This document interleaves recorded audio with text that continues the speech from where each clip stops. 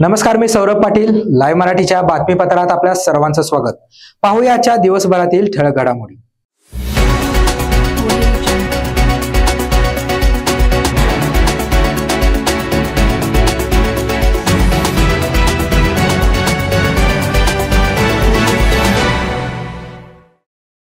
कोल्हापुरात ताटाला रोटी पाहिजे या कारणावरून झालेल्या वादात एका हॉटेलमध्ये तिघांना मारहाण झाल्याची धक्कादायक घटना घडली आहे. ही घटना स्टेशन रोडवरील हॉटेल आमिरमध्ये घडली असून या मारहाणीत तिघे जण जखमी झालेत. या प्रकरणात शाहूपुरी पोलीस ठाण्यात 11 जणांविरुद्ध गुन्हा दाखल झालाय. या हॉटेलमध्ये त्यांनी धुडगूस घालून साहित्याची मोडतोड केली. संपूर्ण हाणामारीची घटना सीसीटीव्ही मध्ये कैद झाली आहे. कोल्हापुरातील साखर प्रश्नावर आणि राज्यात पालकमंत्री पदासाठी सुरू असलेल्या रस्सीखेचवर आज कोल्हापुरात आमदार रोहित पाटील यांनी आपली प्रतिक्रिया व्यक्त केली. आगामी काळात साखर असेल, साखरेची कोल्हापूर सांगली जिल्ह्यात साखर संचालकांचे साखरकारणी मोठे प्रश्न आहेत, काय त्यामुळे आपलं साखरेच्या बाबतीमध्ये अनेक लोकप्रतिनिधींनी प्रश्न मांडलेला आहे. काही ध्येय धोरणं राज्य शासनाकडून आणि केंद्र शासनाकडून सुद्धा दुरुस्त होणं आवश्यक आहे. मी काही कारखान्यांमध्ये गेलो होतो. यावर्षी भागामध्ये कारखानेसुद्धा वाढलेले आहेत, त्यामुळं पारंपरिक जे कारखाने होते त्यांची आवकसुद्धा कमी झालेली आहे असं मला काही कारखान्यांमध्ये कळालं. त्यामुळं उत्पन्नावर, उत्पादनावरती कुठेतरी येत्या काळामध्ये लक्ष देणं आवश्यक आहे. आणि त्याच्याही पुढे जाऊन साखर विक्रीच्या बाबतीत जे धोरण आहे किंवा त्याच्याही पुढे जाऊन इथेनॉलच्या निर्मितीच्या बाबतीमध्ये जे धोरण केंद्र शासनानं अवलंबलेलं होतं त्यामध्ये या सगळ्या घटकांशी चर्चा करून बदल घडवणं आवश्यक आहे. कारण ही इकॉनॉमी टिकली, हे अर्थकारण टिकलं तरच ग्रामीण भागातलं अर्थकारण चांगलं होणार आहे असं आमच्या सर्वांचं मत आहे. 100 दिवस झालेले आहेत आणि 100 दिवसानंतर अजूनही पालकमंत्री नेमलेले आहेत, काही मंत्र्यांनी अजून कार्यभार घेतलेला. 100 दिवस अजून 100 पूर्ण होत आलेले आहेत, अजून पालकमंत्री नेमले नसल्यामुळे सगळं प्रशासन ठप्प आहे. पालकमंत्री नेमणं फार गरजेचं आहे. अगदी एखादं बेसिक गोष्ट सांगायची झाली तर DP सर्वसामान्य शेतकऱ्यांना आज गरजेचं आहे, पण ते ट्रान्सफॉर्मर DP देण्यासाठी कुठली DPDCची बैठक होत नाही आहे, निधीची तरतूद नाही आहे. या सगळ्या बारीक सारीक गोष्टींकडे लक्ष देण्यासाठी पालकमंत्र्यांची आवश्यकता असते. आणि पालकमंत्री अजून प्रमुख जिल्ह्यांना जर दिले जात नसतील किंवा राज्यामधल्या जिल्ह्यांना दिले जात नसतील तर ही दुर्दैवी गोष्ट आहे. आज शपथविधी होऊन कितीतरी काळ लोटलेला आहे, पण असं असताना अजून पालकमंत्रीपदाची वाटप झालेलं नाही आहे. ते लवकरात लवकर करून लोकांचे प्रश्न मार्गी लावावेत अशी विनंती मी राज्य शासनाला करतो. वीज आणि तांत्रिक कामामुळे कोल्हापूर शहरात सोमवारी आणि मंगळवारी या 2 दिवशी काही ठिकाणी पाणी पुरवठा बंद राहणार तर काही ठिकाणी अपुरा पाणी पुरवठा असणार आहे. कोल्हापूर शहराला पाणी पुरवठा करणाऱ्या पुईकडी इथल्या सबस्टेशनच्या देखभालीचं कामकाज करण्यात येणार असल्यानं या 2 दिवशी पाणी पुरवठा कमी असणार आहे. याची दखल नागरिकांनी घ्यावी आणि काटकसरीने वापर करून प्रशासनाला सहकार्य करावं असं आवाहन महानगरपालिका पाणी पुरवठा विभागानं केलंय. केंद्रीय मंत्री नितीन गडकरी अनेकदा आपल्या आयुष्यातील खासगी किस्से सांगत असतात. नुकताच नितीन गडकरी यांनी नागपुरात एका कार्यक्रमात बोलताना शिक्षण आणि करिअर याचं महत्त्व सांगितलंय. यावेळी त्यांनी हॉटेलमधल्या एका शेफचा पगार किती असतो असा एक मजेशीर किस्सा सांगितलाय. मी मुंबईमध्ये एका हॉटेलमध्ये जातो जेवायला. तिथे एक शेफ आहे, ताज लँडसाइड म्हणून बांद्र्याला आहे. त्याचं नाव आहे डेव्हिड. तर त्याला मी विचारलं की डेव्हिड आप कहाँ से हो? तो म्हणे मैं हांगकांग से हो. तिथल्या चायनीज रेस्टॉरंटचा शेफ होता. बोला आप कहाँ रहते हो? बोले होटल में ऊपर एक कमरा मिला है. बोला आपको तनख्वाह कितना मिलता है? बोले साहब बहुत कम मिलता है. बोले कितना? तो बोले 15 लाख रुपये महीना मिलता है. आता या गुंडेबाईंना आणि ठाकरे साहेबांनाही 2 लाखाच्या वरती पगार नसेल, पण तो भाज्या पलटवणाऱ्याला 15 लाख रुपये महिना पगार आहे. ते आहे कौशल्य.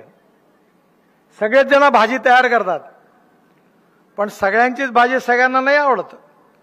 एखादा गल्लीमध्ये नाल्याच्या काठी असणारा पकोडा बनवणाऱ्याकडे लाईन लागते आणि एअर कंडिशन आणि उत्तम फर्निचर असलेल्या हॉटेलमध्ये गिराईक देखील डुंकून येत नाही.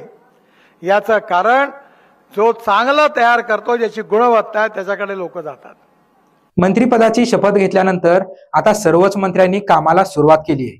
त्यातच आता मत्स्य व्यवसाय आणि बंदरे मंत्री नितेश राणे यांनी मुख्यमंत्री देवेंद्र फडणवीस यांच्या पावलावर पाऊल ठेवत एक मोठा निर्णय घेतलाय. नितेश राणे यांनी नुकताच X वर ट्विट करत म्हटलंय की माझ्या प्रत्येक जिल्ह्यातील दौऱ्याच्या वेळी कोणत्याही अधिकाऱ्यांनी पुष्पगुच्छ आणू नये अशी सूचना आपल्या अधिकाऱ्यांना देण्यात यावी असं त्यांनी सर्व विभागीय आयुक्त आणि जिल्हाधिकाऱ्यांना याबद्दल सूचना दिल्यात.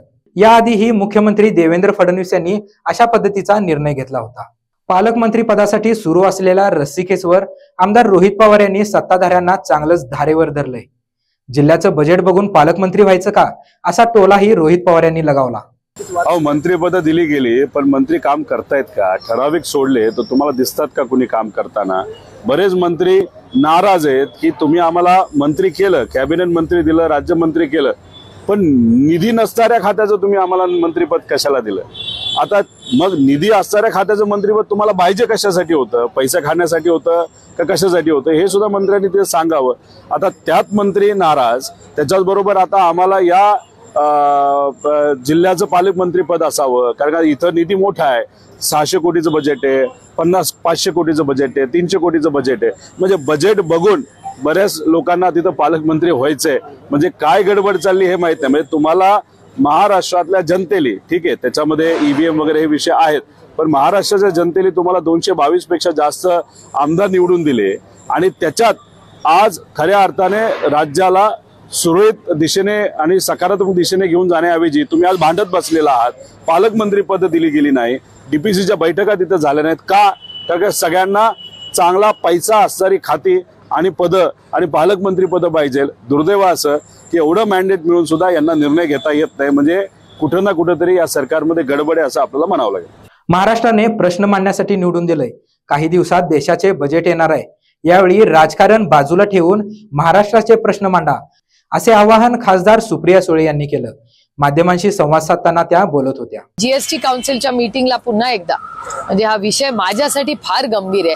लोक खूप कदाचित ते लाईटली घेत असतील, मला माहिती नाही, पण जीएसटी काउन्सिलच्या मीटिंगलाही महाराष्ट्राच्या सरकारने कोण गेलं, काय मुद्दे सरकारने मांडले हे आम्हाला कळलेलं नाही. आणि मी हे टीका म्हणून म्हणत नाही, मी पुन्हा सांगते की काही गोष्टी अशा आहेत ज्या खूप गांभीर्याने या देशाचं राज्याचं बजेट, आता 1 तारखेला देशाचं बजेट येणार आहे. आमच्या राज्यातल्या आम्ही काय दिल्लीला तुम्ही आम्हाला निवडून पाठवता महाराष्ट्राचे प्रश्न मांडण्यासाठी, आणि महाराष्ट्राचे प्रश्न मांडायच्या आधी आम्हाला तुम्ही नॉर्मली प्रथा अशी आहे की मुख्यमंत्री बोलतात, जे मला म्हणजे अपेक्षा आहे की यावेळी देवेंद्रजी पार्लमेंट सुरू व्हायच्या आधी आम्हाला बोलवतील. आम्हाला ब्रीफिंग केलं जातं सगळ्याच खासदारांना, सगळ्याच पक्षाच्या, की आम्ही एक राज्य म्हणून लॉबिंग हा वाईट शब्द नाही, काही वेळा चांगल्या गोष्टीसाठी लोक लॉबिंग करतात. तर सगळ्या 48 खासदारांनी मिळून महाराष्ट्राचे काही प्रश्न राजकारण बाजूला ठेवून मांडले पाहिजेत. रेल्वे डिपार्टमेंटला अश्विनी वैष्णवजींना भेटायला अनेक वेळा महाराष्ट्रातले आम्ही सगळे खासदार एकत्र जातो. अनेक वेळा नॅशनल हायवेचे इश्यूज असतात, त्याला गडकरी साहेबांना आम्ही भेटायला सगळे एकत्र जातो. तेव्हा आम्ही पक्षपात करत बसत नाही. आम्ही महाराष्ट्राच्या वतीने महाराष्ट्राचे 48 खासदार एकामेकाशी चर्चा करतो, गप्पा गोष्टी करतो, डिस्कशन करून रेल्वे असेल, मोठे इन्फ्रास्ट्रक्चर इश्यूज असतील, त्याच्यासाठी आम्ही एकत्र उभे राहतो. त्याच्यात काही राजकारण नसतं, ते राज्याच्या हितासाठी आम्ही एकत्र जातो. तसेच फायनान्सचे काही इश्यूज असतात. अनेक वेळा चर्चा होते की जीएसटीचे पैसे आले नाहीत किंवा जीएसटी मध्ये बदल झाले पाहिजेत. मुख्यमंत्री देवेंद्र फडणवीस यांचं सामना या वृत्तपत्रामध्ये कौतुक करण्यात आलं. याबाबत आता ठाकरे गटाच्या नेत्या सुषमा अंधारे यांनी स्पष्टीकरण दिलंय. त्या म्हणाल्या, एखादं चांगलं काम केलं असेल तर कौतुक करायला काय हरकत आहे. राजकारण म्हणजे हातात तलवारे आणि भाले घेऊनच उभं राहिलं पाहिजे असं नाही. ज्या मुख्यमंत्र्यांचं कौतुक केलं जातंय त्या मुख्यमंत्र्यांसाठी सगळ्यांकडून सारख्याच गोष्टींची अपेक्षा आहे असं त्या म्हणाल्या.